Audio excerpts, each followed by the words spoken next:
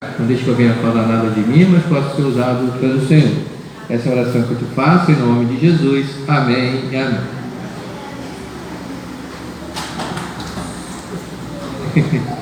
Irmãos, hoje é muito comum, né? A gente ouvir a palavra seguidor.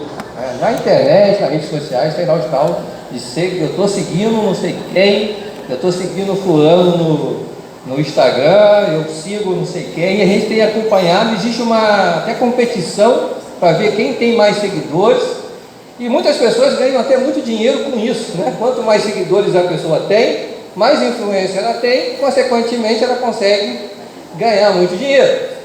E eu fico pensando, quem a gente tem seguido? Quem eu devo seguir? A pessoa mais importante e a única que a gente realmente deve seguir é Jesus Cristo, o nosso Senhor e Salvador. E a gente vai estar pensando aqui numa história na Bíblia que conta 3 homens que tiveram a oportunidade, que foram chamados pelo próprio Jesus para seguir. Então nós vamos estar abrindo a nossa Bíblia no Evangelho de Lucas, capítulo 9, do versículo 57 ao versículo 62. Lucas 9, 57 ao 72. E o nosso irmão Arthur está colocando aí no nosso projetor. Eu vou ler o versículo 1 para a igreja ler os versículos passos. E aconteceu que, indo eles pelo caminho, lhe disse o Senhor: Seguir-te-ei para onde quer que fores. E disse Jesus: As raposas têm covis, e as aves do céu ninhos, mas o filho do homem não tem onde reclinar a cabeça. E disse a outro: Segue-me. Mas ele respondeu: Senhor, deixa que primeiro eu vá a enterrar meu pai. Mas Jesus lhe observou: Deixa os mortos enterrar os seus mortos, porém vai e anuncia o reino de Deus. Disse também outro: Senhor, eu te seguirei, mas deixa-me despedir primeiro do que estão em minha casa. Jesus lhe disse: Ninguém que lança a mão do arado e olha para trás é apto para o reino de Deus. Vamos todos repetir o 62 novamente? Todos? E Jesus lhe disse: Ninguém que lança a mão do arado e olha para trás é apto para o reino de Deus. Aqui nesse texto a gente vê 3 homens que tiveram a oportunidade de seguir Jesus. Jesus tinha vários discípulos, né? A gente às vezes confunde discípulo com apóstolo. Dentro do seu discípulo ele tinha 12, que eram os apóstolos que formavam o seu colégio apostólico. Mas ele tinha várias pessoas que o seguiam. Se a gente for ler a história de Jesus, a gente vai ver que tinha Maria Madalena, que seguia Jesus, várias pessoas que o seguiam. Onde Jesus ia, tinha pessoas que estavam seguindo. E aqui a gente vê 3 homens que têm a oportunidade de seguir Jesus. E o primeiro a gente vê que ele é aquele camarada muito empolgado. Ele fala assim: eu quero te seguir, eu vou te seguir, e aonde o Senhor for, eu irei. O que você fazer, eu vou estar junto, vou pegar junto contigo. E a gente vê muita gente na nossa história, na nossa vida, pessoas que são empolgadas, que se empolgam com alguma coisa. Eu quero fazer isso. Aqui o texto ele não diz, ele não vai confirmar se esses homens realmente seguiram Jesus ou não. Mas a gente vê que aquele primeiro estava muito empolgado. E estar empolgado na obra de Deus é algo muito importante. É muito bom quando as pessoas estão animadas, estão confiantes, estão com vontade de fazer a obra do Senhor. Mas é bom quando realmente a pessoa está empolgada e ela mantém a sua empolgação. Não é aquele crente, como a gente dizia antigamente, crente de Coca-Cola, né? Aqui todo mundo gosta de tomar refrigerante. A gente não tem pessoas que evitam porque demais em excesso faz mal à saúde. Mas é bom, não é gostoso uma Coca-Cola, um refrigerante? Mas se você abrir uma Coca-Cola, abrir qualquer refrigerante, e você deixar aberto, durante o tempo, o que acontece com aquele refrigerante? Se você for beber depois de uma semana aquele refrigerante aberto, aquele é pior do que tomar remédio. Fica horrível o gosto, porque o gás acaba. Então muitas pessoas também são assim, elas estão super empolgadas com as coisas. Vou fazer isso, eu vou fazer aquilo, mas durante a caminhada elas vão desanimando, vão perdendo o gás. Então a primeira coisa que a gente vê aqui, a gente vê uma pessoa muito empolgada. E aí eu não vou dizer se ele realmente seguiu Jesus ou não, porque o texto ele não deixa isso claro. Mas o que me chama a atenção é a resposta de Jesus para ele, por primeiro. Jesus, olha aqui a resposta de Jesus, né? Se Jesus apareceu com alguma igreja, seria aparecido com a gente aqui, com a igreja batista, né? Com a pregação da igreja batista, com a pregação da igreja presbiteriana. Não parecia muito com as pregações de algumas igrejas mais novas hoje em dia, porque Jesus não chega para ele e diz: pode me seguir, porque você me seguindo, você vai ter uma casa de frente para o mar da Galileia. Você vai comprar um cavalo 0 km do melhor que tem na época. Você vai andar com uma carruagem de ouro. Se você me seguir, você vai prosperar muito. Não é isso que Jesus fala. Jesus dá uma resposta, por isso que foi uma resposta bem batista e bem presbiteriana, que Jesus dá uma resposta para ele que é o seguinte: as raposas, ela tem covis. As raposas, ela tem lugar lá para se esconder.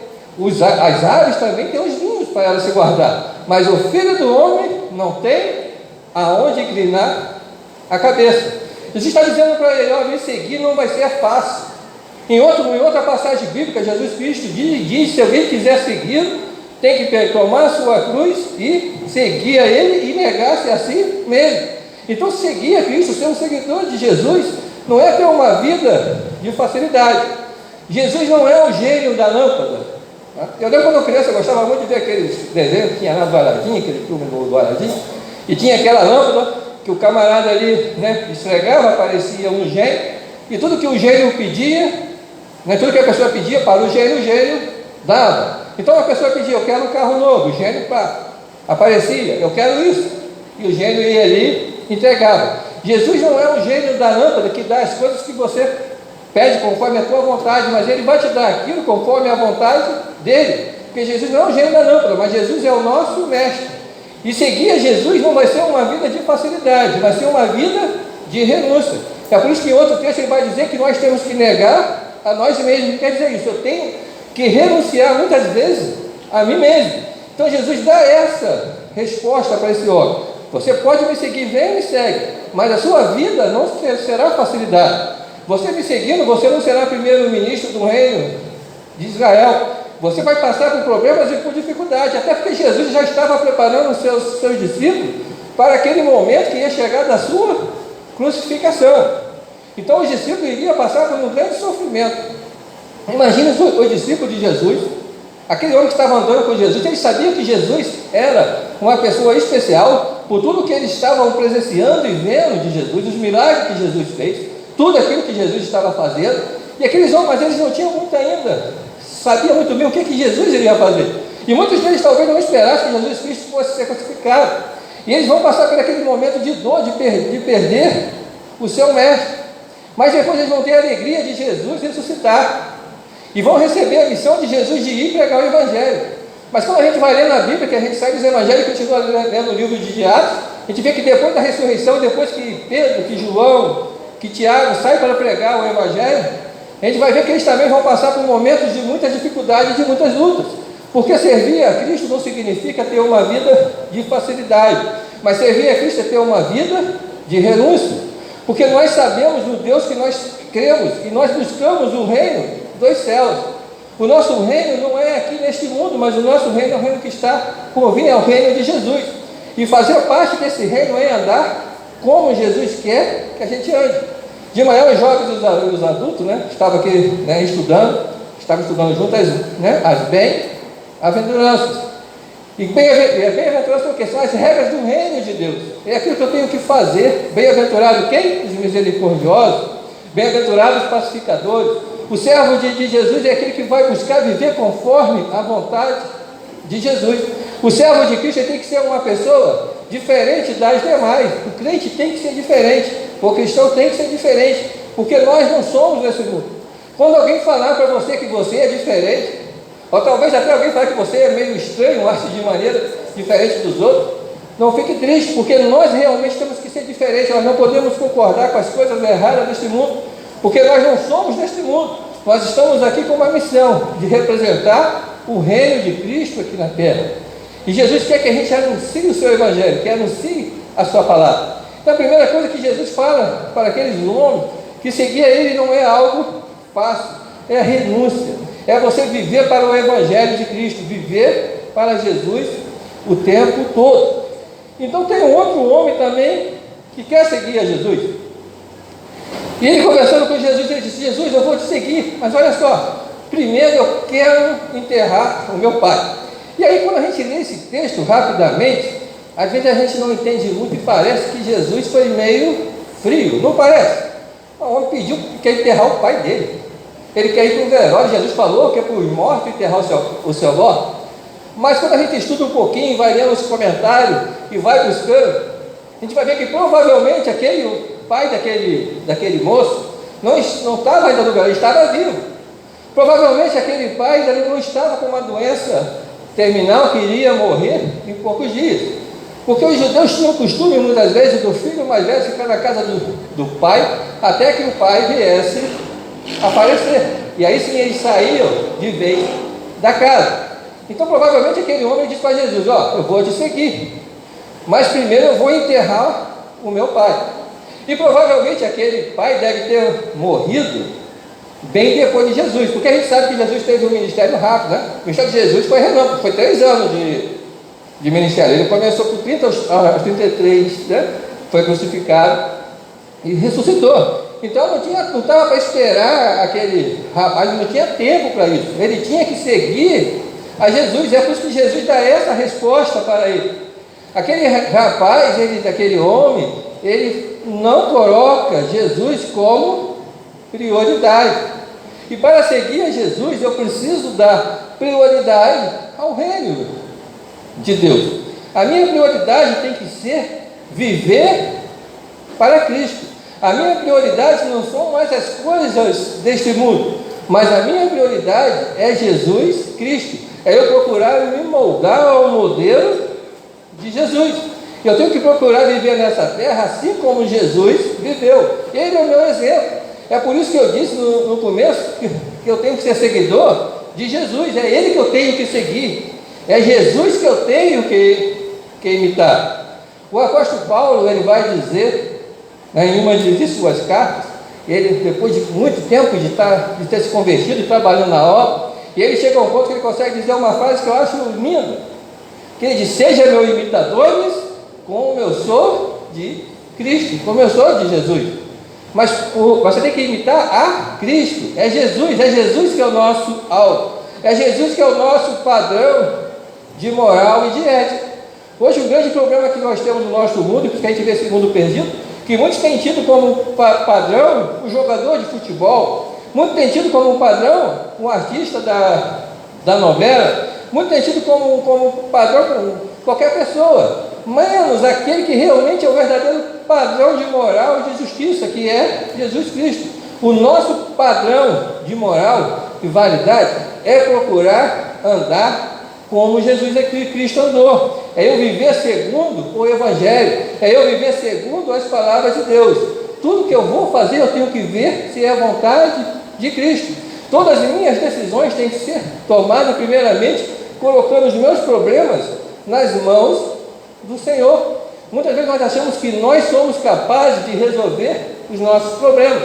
Muitas vezes nós achamos que nós somos capazes de tomar as melhores decisões, esquecendo que como cristão eu tenho que pedir que Jesus sim me oriente.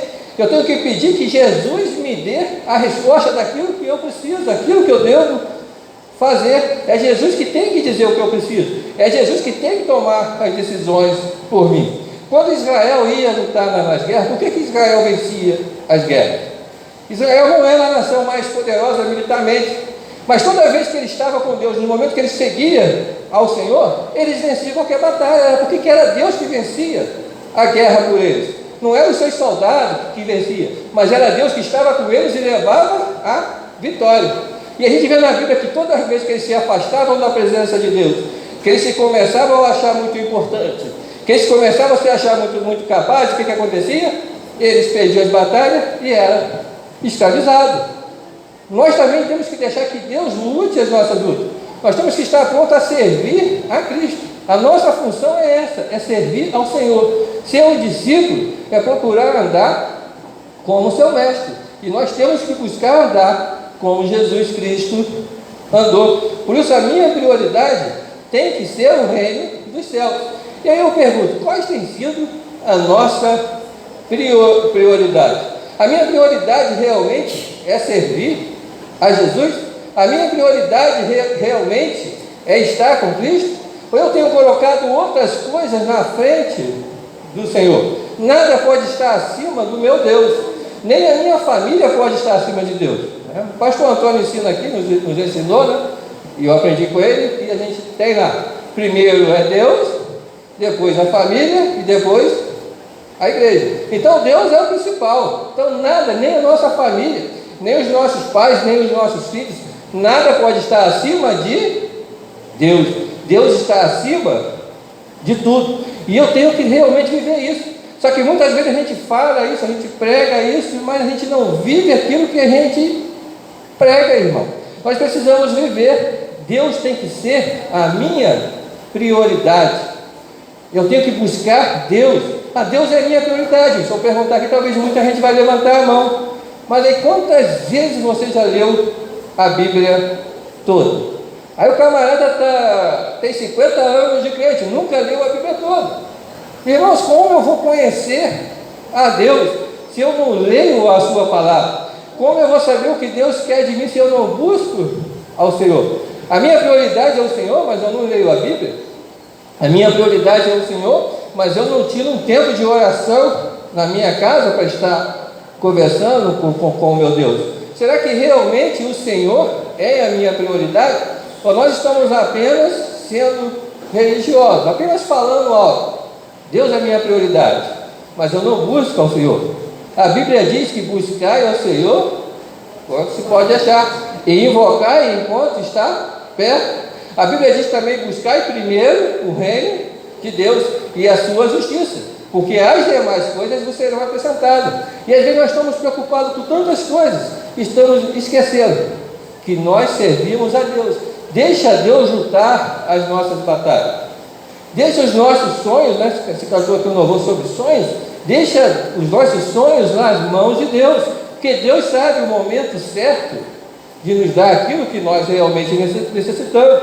Deixa o Senhor nos guiar. Então a nossa prioridade, para que a gente possa ser realmente seguidores de Jesus, nós precisamos dar prioridade a Ele, senão nós não estaremos realmente seguindo a Jesus. O outro, ele dá uma desculpa semelhante. Ele diz: Jesus, eu vou te seguir, mas primeiro deixa eu ir lá e me despedir, né, da minha casa. Ele está fazendo o quê? Ele está dando uma desculpa. Quantas vezes, nós damos desculpa para não fazer a obra do Senhor? Eu não leio a Bíblia porque eu não tenho tempo. Sabe, o meu trabalho está me sobrecarregando. Na minha função lá, o meu chefe não deixa nem um minutinho. Eu não tenho tempo para estar estudando a Bíblia. Tem pessoas que dão desculpa como ele dá desculpa aqui na família. Tem gente que usa a família para dar desculpa para não ser um cristão dedicado. Eu trabalho a semana toda. Fim de semana eu não posso vir na igreja, porque eu tenho que estar com a minha família, e é todo fim de semana. Na família, ela está na frente da igreja, tá. Mas você nunca tem o tempo, aí você vai ver. Aí o camarada trabalha. Quantas horas a gente trabalha? 8 horas por dia, é o horário de trabalho. Mas o camarada todo fim de semana, ele tem que fazer uma hora extra para poder pagar o cartão de crédito que ele estourou, né? Que ele saiu gastando sem ver quanto ele podia, estourou o cartão de crédito, agora eu tenho que pagar o cartão de crédito. Então no domingo que ele poderia estar se dedicando ao Senhor, no sábado com sua família, no domingo na igreja, ele não pode estar. Aí ele precisa estar fazendo hora extra para cobrir o seu gasto.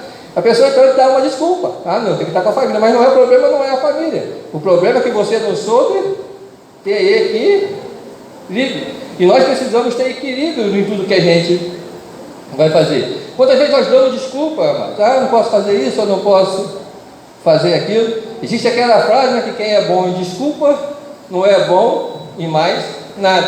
Porque às vezes as pessoas se acostumam tanto a dar desculpa, que é mais fácil eu dar uma desculpa. Porque isso não deu certo, é por isso, porque fulano fez isso, porque aquilo aconteceu. A gente aprende a viver a vida dando desculpa.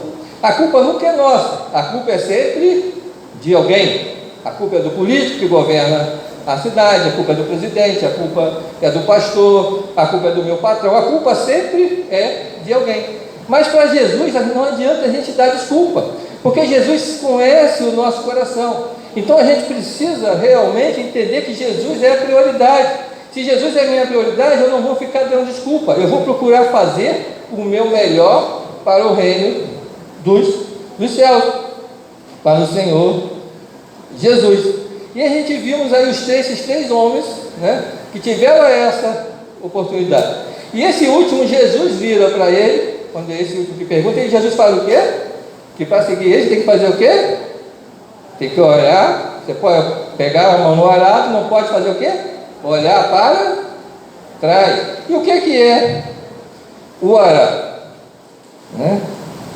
Hoje, a gente sabe que na agricultura, aqui deve ter algumas pessoas que trabalham, e hoje está muito fácil você arar, né, a terra, pelo menos nós vezes fazendo, né?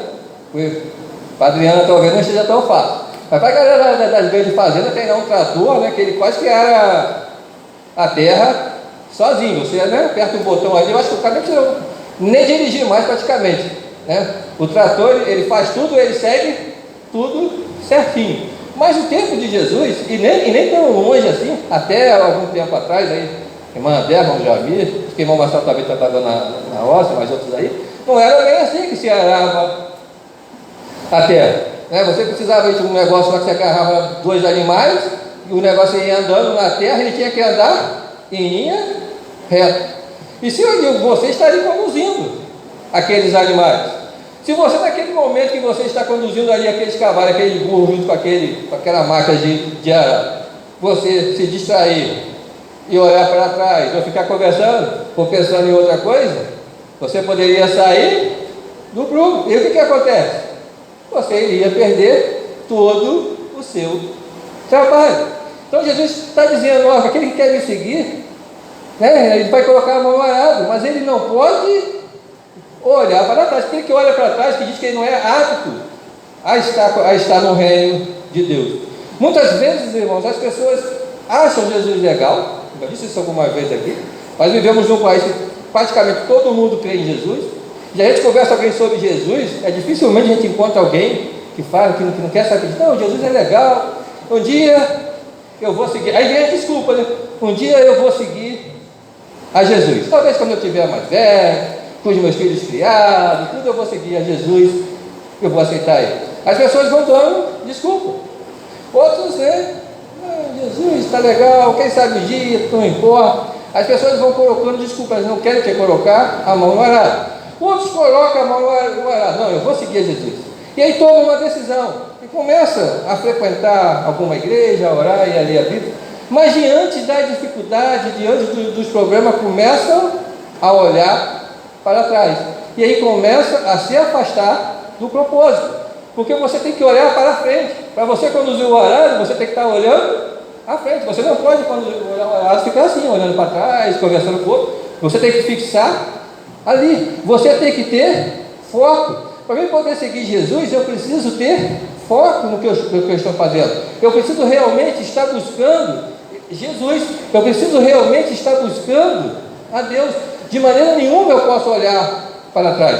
Há pessoas que querem seguir a Jesus, que dizem que se converteram, mas não esquecem do seu passado, se acham ainda indignos de seguir a Jesus. E muitos que querem o aceitar têm esse problema. Não posso, porque eu fiz isso na minha vida, não sei quanto tempo eu pequei. Quando você aceita Jesus, o seu passado não importa mais. Você não precisa ficar o tempo todo olhando para aquilo que você fez, meu amado. Não importa o seu pecado, você aceitou Jesus, você se arrependeu e pediu perdão a Ele, Ele já te perdoou. O sangue de Jesus já lavou o seu pecado. Agora você tem que colocar a sua cabeça na frente, olhar o Senhor e ter foco e começar a trabalhar na obra. E colocar a mão no arado significa o quê? Trabalhar. Jesus gostava de usar esses exemplos, né, da agricultura, porque aquela era a realidade do povo. A gente veio falando aqui do arado, a gente vê a palavra do semeador, do trigo e do joio, porque as pessoas conseguiam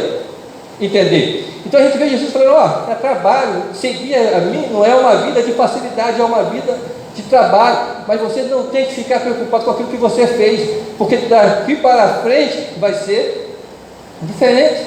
Quantas pessoas não conseguem andar, não somente na vida espiritual, mas até mesmo em suas vidas materiais, porque o tempo todo fica olhando o passado, algo não deu certo, então eu não quero saber disso, eu não quero mais saber disso na minha vida, não deu certo, eu não quero mais saber, não vou mais casar porque eu namorei fulana de tal e ela foi muito ruim e me decepcionou, então por isso eu não quero mais saber de me relacionar com ninguém. As pessoas vão colocando as coisas que aconteceram e elas ficam sempre olhando para trás, e nós temos que olhar para frente. Nós temos que saber que Jesus está conosco e Ele nos leva às mansões celestiais.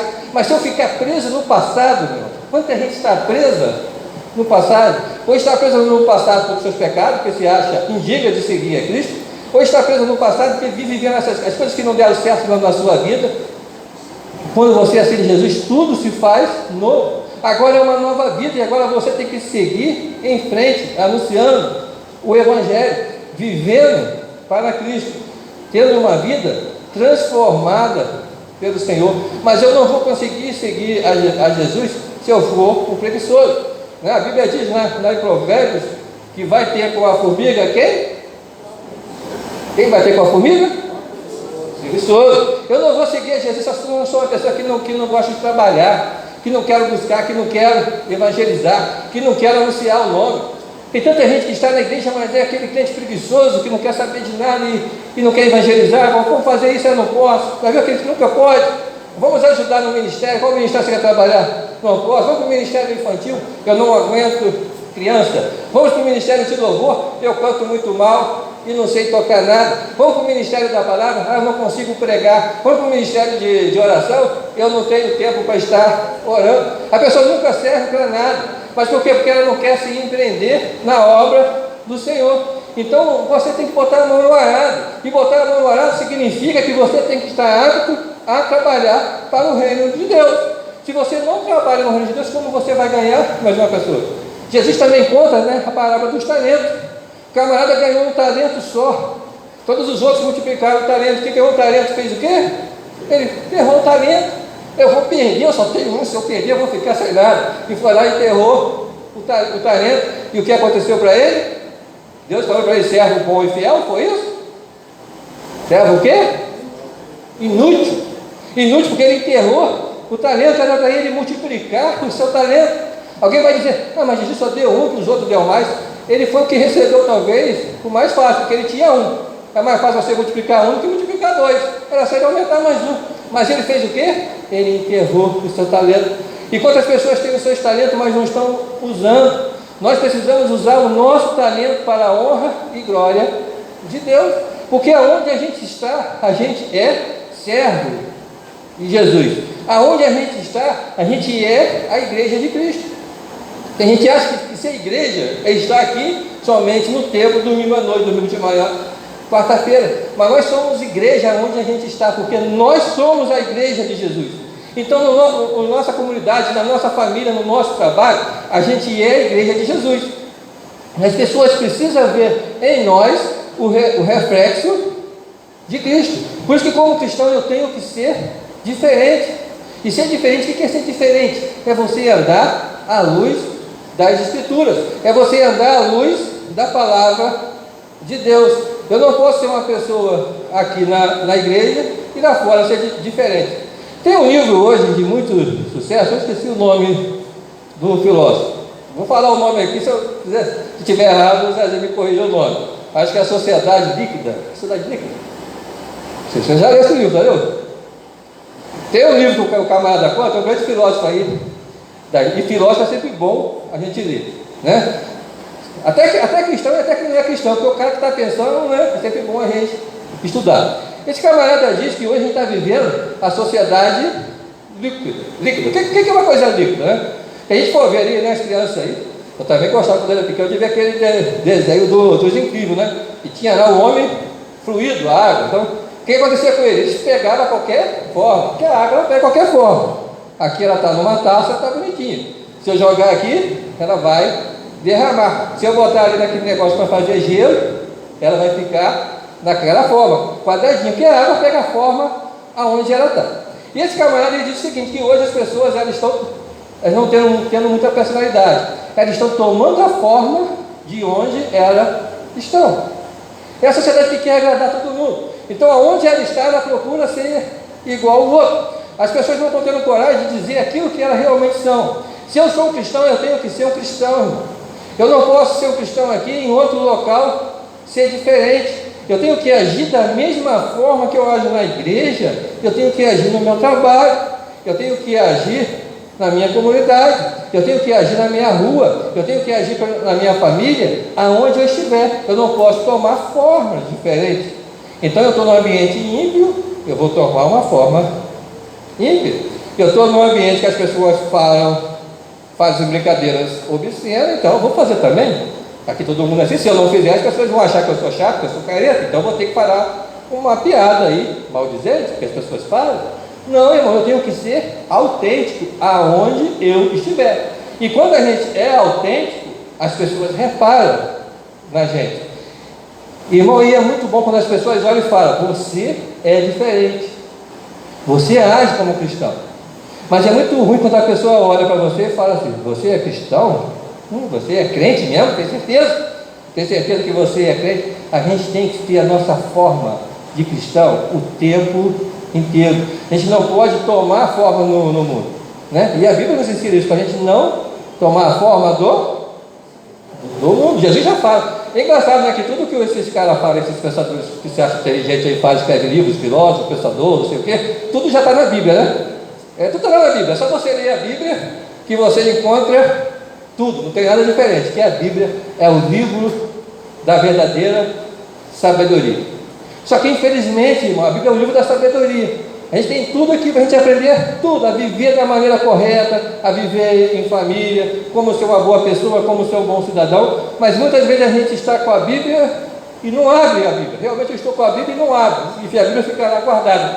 Ou senão a pessoa abre no Salmo 23, deixa ela na estante, ou no Salmo 91, e deixa na estante aberta. E quando o cara lê o Salmo 91, deixa ali aberto para ficar bonitinho, ele ainda deu barulho no Salmo 91 no 23, ainda ganhou alguma coisa. Mas capaz que a gente que está lá, e no Salmo 91 lá, e no 23, ele nem sabe o que está escrito. Alguém falou que está escrito que coisa boa, eu vou deixar aqui na minha estante para ficar bonito, mas eu não li não, porque a gente deve estar lá e nem deu nem o Salmo 23 e o Salmo 91. Não adianta, eu tenho que ler, eu tenho que meditar na palavra do Senhor. Porque a Bíblia diz no Salmo 1 que bem-aventurado é o varão que não anda segundo o conselho dos ímpios, nem se detém na roda, mas antes tem o prazer e nela medita noite. Nós precisamos conhecer a palavra. A Bíblia também diz que erreis por não conhecer as Escrituras. E o nosso povo tem padecido porque muitas pessoas não estão conhecendo a Bíblia, querem apenas um versículo. Antigamente tinha aquela caixinha de promessa ali, né? um versículozinho lá, sei lá. Hoje nem mais caixinha de promessa o pessoal lê mais, né? O pessoal bota lá, procura lá na internet alguma coisa e lê qualquer coisa e não está meditando. Nós precisamos meditar na palavra do Senhor, conhecer a palavra, para que a gente possa ser um servo fiel, um trabalhador da obra. E a gente não vai estar olhando para trás. Você que está aqui, você é um privilegiado, porque você teve a oportunidade de seguir a Jesus, está aqui seguindo. Mas nós precisamos ser bons seguidores do Senhor, nós precisamos ser trabalhadores, nós não devemos ficar olhando para trás e reclamando, mas andar adiante. Você foi chamado para trabalhar, para exercer algum ministério. Todos nós temos dons, irmãos. Não existe ninguém que não tenha dom. Todos nós temos, porque Deus que te deu. Você precisa descobrir e colocar em prática. Que nós possamos, irmãos, estar trabalhando na obra do Senhor, sempre, meditando na palavra e conhecendo. Mas vamos terminar essa pregação cantando, um louvor. Não fico preocupado quando eu vou cantar. Eu pedi Jeff para cantar para mim, que é uma música que eu gosto muito e tem tudo a ver com o que nós falamos aqui.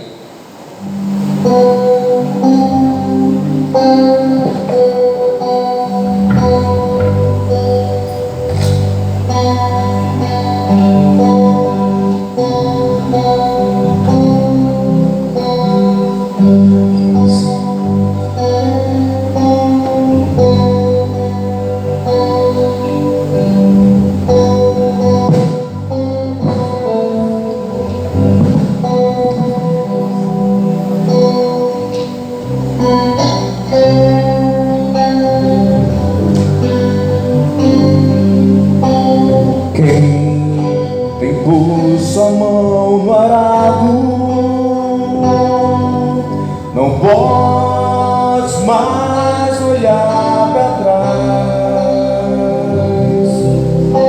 pois quem no arado põe a mão, trabalho certo e perto, tem serviço e profissão.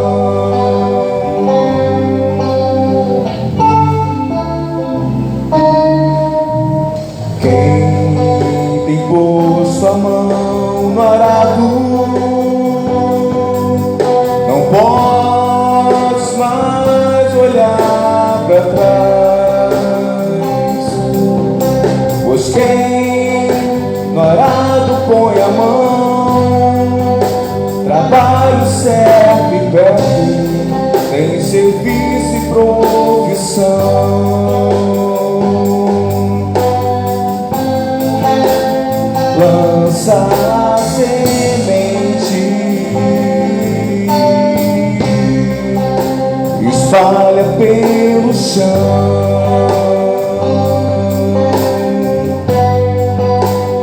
planta em tua terra, faz o meu trabalho, tua guerra.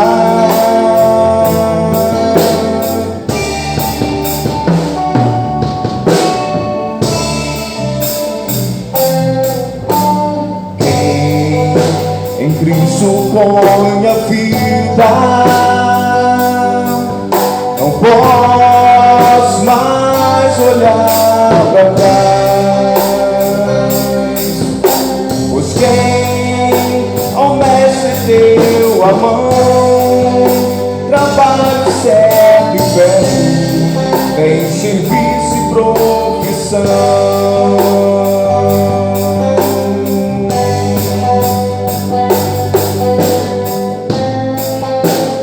Prega a palavra, ensina ao seu redor,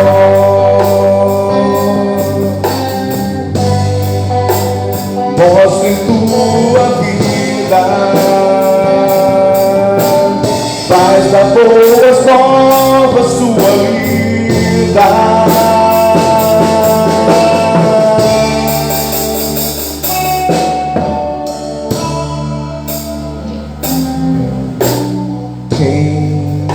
Tem posto a mão no arado, não podes mais olhar para trás, pois quem no arado põe a mão, trabalho perto e certo, tem serviço e profissão.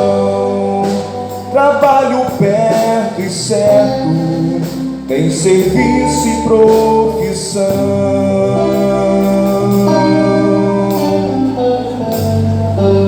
Glória a Deus. Possamos todos estar colocando a mão no arado e trabalhando para espalhar as sementes, a palavra de Deus para todos. Com uma oração silenciosa, estamos encerrados o nosso culto. Vai ter cantina, vai? Teremos cantina e os cultos na semana, né? Sábado, nosso culto na irmã Adriana e os demais cultos normais da nossa igreja. Deus abençoe a todos.